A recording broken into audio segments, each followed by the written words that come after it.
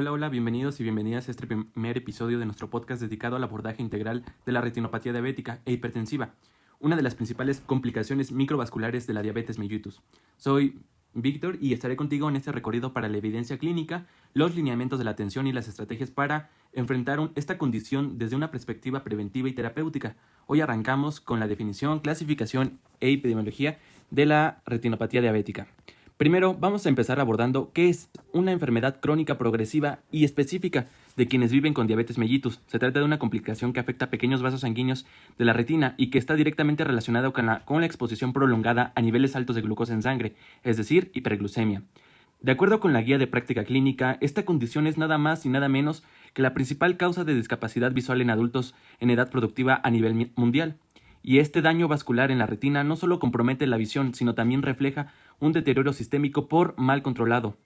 Desde el punto de vista fisiopatológico, la retinopatía diabética no comienza con la pérdida de visión de golpe, como a veces pensamos. En realidad, todo empieza con alteraciones neurosensoriales sutiles, incluso antes de que haya lesiones visibles en los vasos retinianos. Las primeras señales clínicas incluyen microneurismas y hemorragias intrarretinianas, que son manifestaciones tempranas del daño vascular.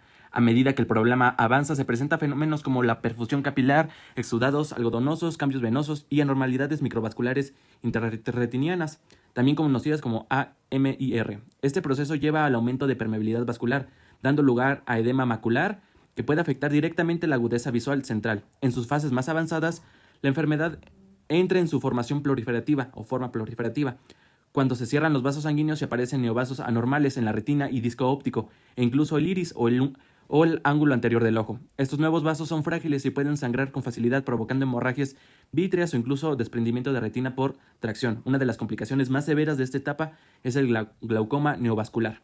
La importancia aquí es que aunque la retinopatía diabética puede parecer devastadora, es una enfermedad prevenible y tratable si se detecta a tiempo. Por eso insistimos en la importancia del diagnóstico oportuno y la vigilancia constante, especialmente en el primero y segundo nivel de atención médica. Vamos a ver en estos momentos cómo se clasifica la retinopatía diabética, pues esta es fundamental para la guía de decisiones terapéuticas. Según la guía, la enfermedad se evalúa principalmente a través de oftalmoscopio indirecta o biomicroscopía. Con lámpara de éndula existen tres grandes categorías. Sin retinopatía diabética no hay hallazgos patológicos visibles. Retinopatía diabética no proliferativa, esta es leve, solo con microaneurismas, moderada, más microaneurismas y hemorragias pero sin criterios de severidad, y severa, uno o más de estos signos, más de 20 hemorragias intrarretinianas en cada cuadrante, rosarios venosos en 2 o más cuadrantes, y AMIR prominentes en al menos un cuadrante. 3. La retinopatía diabética proliferativa, esta es temprana, que vamos a encontrar neovasos o hemorragias vítreas sin criterios de alto riesgo, de altos riesgos, neovasos del disco que cubren al menos un tercio del área del disco óptico o hemorragia vítrea asociada. Además, la guía incluye la clasificación específica para el edema macular diabético, una causa frecuente en la pérdida visual central.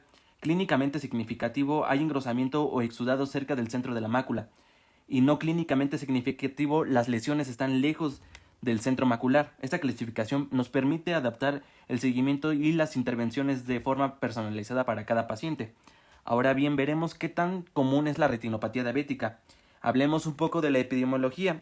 Esta es un problema de salud pública de grandes proporciones. Se estima que a nivel mundial aproximadamente el 43.6% de las personas con diabetes mellitus presentan algún grado de retinopatía diabética. En México los datos son preocupantes de prevalencia nacional, con un 31.5% y va en aumento debido al crecimiento constante de la diabetes mellitus tipo 2.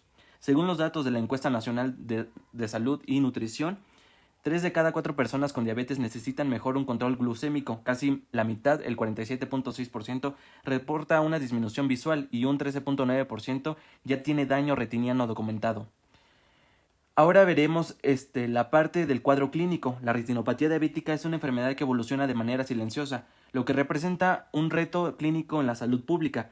El cuadro clínico depende directamente del estadio en el que se encuentre y la afección y muchas veces en sus etapas tempranas puede pasar desapercibida. Comencemos con la fase asintomática. En las etapas iniciales los pacientes no presentan síntomas visibles. Esto se debe a las lesiones aunque no afecta a la mácula, que es la zona central de la retina, responsable de la visión más nítida. En consecuencia, muchas personas ignoran que padecen de esta condición hasta que el daño es avanzado. Esta es la razón por la cual la detección oportuna mediante revisiones oftalmológicas. Es fundamental, especialmente en personas con diagnósticos de diabetes mellitus. Pasando a la retinopatía diabética no proliferativa, encontramos una serie de manifestaciones clínicas derivadas del daño microvascular que está produciendo dentro de la retina. Esta fase se subdivide en leve, moderada y severa. La cantidad y tipo de lesiones observadas en la exploración oftalmológica, entre alteraciones más frecuentes se encuentran microaneurismas, hemorragias intrarretinianas, exudados duros y exudados algodonosos, rosarios venosos y las anormalidades microvasculares intrarretinianas que corresponden a los canales de derivación de los vasos en zonas con isquemia capilar. Aunque estas lesiones pueden estar presentes, los pacientes muchas veces no lo perciben cambios significativos en su visión, a menos de que la mácula esté comprometida. En la retinopatía diabética proliferativa, el panorama clínico se agrava considerablemente. Esta fase representa una respuesta patológica a la isquemia retiniana. Cuando las grandes áreas de la retina no reciben suficiente oxígeno, el organismo responde a la liberación de factores como el VEGF, el factor de crecimiento endotelial vascular, que promueve el crecimiento de neovasos. El problema radica en que los nuevos vasos son anormales, frágiles, mal estructurados y alta densidad de tendencia a romperse. Entre estos hallazgos más relevantes encontramos neovascularización del disco óptico, neovascularización en las zonas de la retina, hemorragias prerretiniales o vítreas y etapas más avanzadas, proliferación fibrosa que puede desencadenar desprendimiento traccional de la retina. Aquí los síntomas ya son evidentes desde la visión borrosa, repentina, hasta muchas manchas flotantes conocidas como miodesopsias, e incluye la pérdida visual parcial o total, especialmente si hay hemorragias vítreas o desprendimiento de la retina. Finalmente tenemos el edema macular diabético, en una condición que puede coexistir con cualquier grado de la retinopatía. Su forma más grave es el edema macular clínicamente significativo. Se caracteriza del engrosamiento de la retina o la presencia de exudados duros o cerca del centro de la mácula. Los síntomas del edema incluyen visión borrosa progresiva, dificultad para leer o enfocar objetos cercanos, pérdida del contraste y disminución de la agudeza visual central, todo esto sin generar algún tipo de dolor. En la evaluación clínica mediante la lámpara de hendidura o estudios especializados revelan el engrosamiento retiniano y muchos casos cambios estructurales que ameritan tratamiento urgente. Ahora, algo de lo más importante en este podcast es el diagnóstico y el tratamiento de la retinopatía diabética. Esto pues mediante el diagnóstico certero e indispensable realizar la valoración clínica integral acompañada de una evaluación oftalmológica especializada. El punto de partida incluye la recopilación de datos relevantes, el tiempo de evolución de la diabetes a nivel de control glucémico, la presencia de comorbilidades como la hipertensión, nefropatía, así como los tratamientos previos recibidos. Esto puede empeorar un poco más al paciente. Esta información nos permite estimar el riesgo de daño ocular y establecer un enfoque de diagnóstico más adecuado. Pero si hay una herramienta que destaca por encima de todas en la identificación y clasificación de la retinopatía diabética, es el examen del fondo de ojo con mydriasis medicamentosa, el cual puede considerar el estándar de oro por la guía de práctica clínica del IMSS. Este examen debe de realizar tras la dilatación de la pupila con sus medicamentos como la tropicamida o fenilefrina, que permite una visualización más completa de la retina. Su realización debe de correr a cargo del personal de capacitación, utilizando la oftalmoscopía indirecta y la biomicroscopía con lámpara de hendidura y lentes de campo de amplio con lentes 90D y 78D. La técnica incluye una inspección sistemática del vítreo, la mácula del disco óptico, los vasos retinianos principalmente y la retina periférica, y es clave seguir una descripción detallada y ordenada de los hallazgos según las zonas evaluadas. Dentro de los hallazgos clínicos más relevantes destacan microaneurismas, que representan el primer signo clínico detectable, hemorragias intrarretinianas, ya sea en forma de punto o flama, exudados duros, indicativos de fuga lipídica crónica, exudados algodonosos, que reflejan focos de isquemia en fibras nerviosas, rosarios venosos y anormalidades microvasculares intrarretinianas, que es señales de difusión capilar severa, y en etapas proliferativas, neovasos del disco óptico y otras áreas retinianas. Con base a estos hallazgos, el fondo de ojo permite aplicar la clasificación clínica internacional de la retinopatía diabética, que incluye retinas en signos de retinopatía, retinopatía no proliferativa de grado leve, moderado o severo, retinopatía proliferativa ya sea en fase temprana o de alto riesgo, y por supuesto en la presencia o ausencia del edema macular clínicamente significativo. En función del estadio clínico, la guía define también la frecuencia ideal del seguimiento oftalmológico. Cada 12 meses si no hay retinopatía, o si es mínima, cada de 4 a 6 meses para casos leves a moderados, y cada 4 meses si se trata de retinopatía no proliferativa severa o proliferativa sin criterios de riesgo y atención urgente.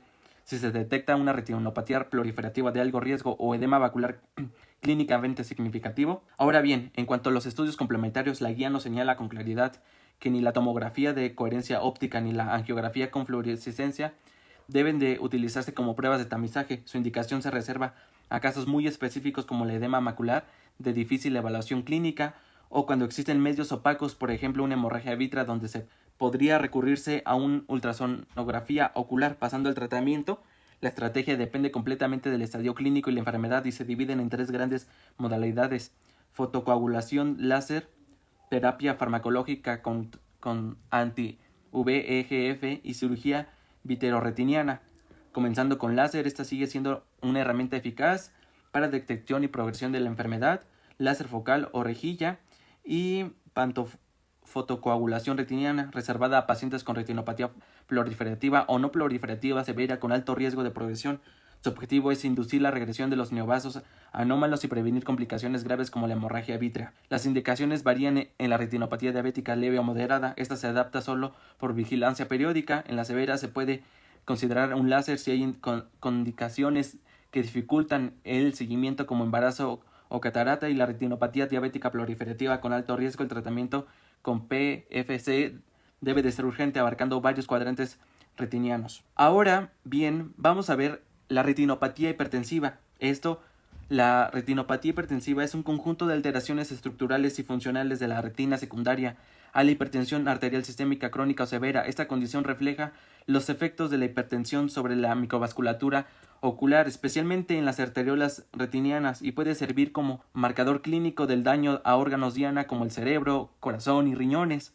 La retina, por su vascularización terminal y accesibilidad, el examen directo mediante la oftalmoscopía constituye una ventana natural para observar el tiempo real de los efectos de la hipertensión sobre los vasos sanguíneos. Dentro de su fisiopatología, la retinopatía hipertensiva se desarrolla como consecuencia de una serie de procesos inducidos por la presión arterial elevada sostenida. El daño vascular constituye en tres fases: vasoconstricción arterial, que puede ser la respuesta funcional. En fases iniciales hay una autorregulación que refleja el tono vascular. Las arteriolas se estrechan para proteger la retina y el daño por hipoperfusión. Esclerosis vascular, que es daño estructural crónico. Con el tiempo de las paredes, las arteriolas se engrosan y se vuelven más rígidas, lo que llevan a signos como el reflejo del hilo de cobre o el hilo de plata. Y 3. Los exudados exudativas agudas, cuando la presencia arterial alcanza niveles altos de hipertensión maligna o acelerada, se supera la capacidad de autorregulación y ocurre una ruptura de la barrera hematorretiniana. Esto da lugar a edema retiniano, exudados algodonosos, hemorragias e incluso edema de papila óptica en compromiso vascular retiniano. Puede evolucionar de forma saliente durante años o manifestaciones que de manera abrupta en crisis hipertensivas. Dentro de su cuadro clínico, los casos de retinopatía hipertensiva no producen síntomas visuales en sus fases avanzadas. El hallazgo suele ser incidental durante la exploración del fondo de ojo. Sin embargo, cuando el daño es severo puede aparecer los siguientes síntomas: visión borrosa o pérdida súbita de la visión, ectomas o puntos ciegos, diplopia, rara si hay afección neurológica, y cefalea intensa en casos de edema de papila por hipertensión maligna. La presencia de estos síntomas visuales sugiere daño significativo, por lo cual debe de considerarse una urgencia médica. Dentro de su clasificación más utilizadas es la de Kate, Warner y Barker, que vincula los hallazgos oftalmológicos con el pronóstico cardiovascular. Grados: hallazgos de pronóstico tipo 1, estrechamiento arterial generalizado y buenos cambios reversibles. 2. Cruces arteriovenosos anomalosos, signos de Jung y riesgo moderado. 3. Exudados algodonosos, hemorragias retinianas, microaneurisma.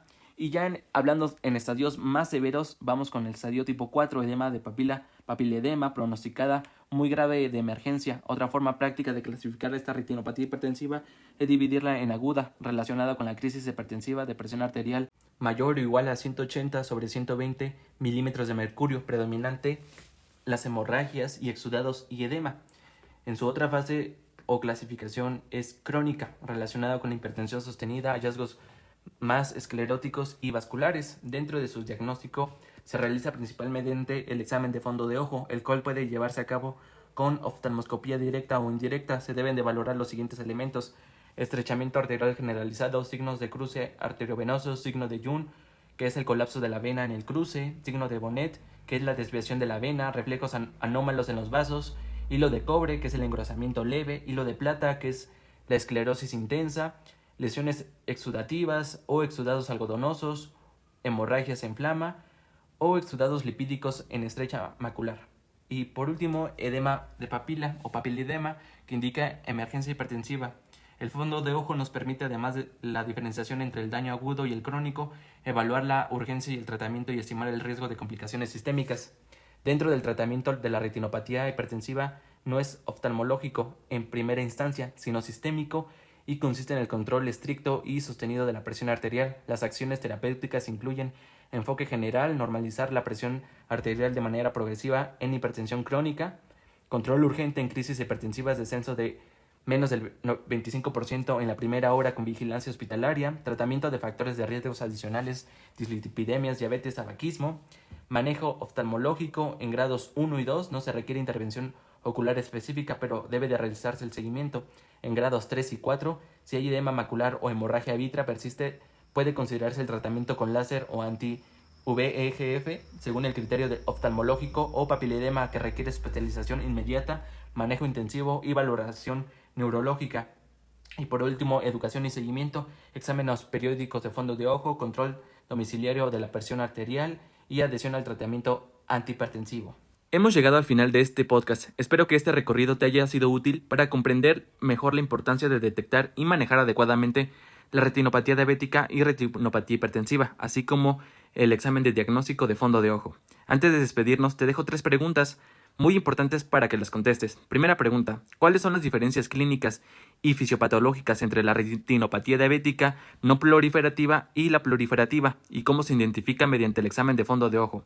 Segunda pregunta: en un paciente con hipertensión arterial severa y visión borrosa súbita, ¿qué hallazgos en el fondo de ojo indican una urgencia médica y cuál es su primera acción clínica? Tercera pregunta: ¿quién fue el inventor del oftalmoscopio, herramienta fundamental en el diagnóstico de la retinopatía? Muchas gracias.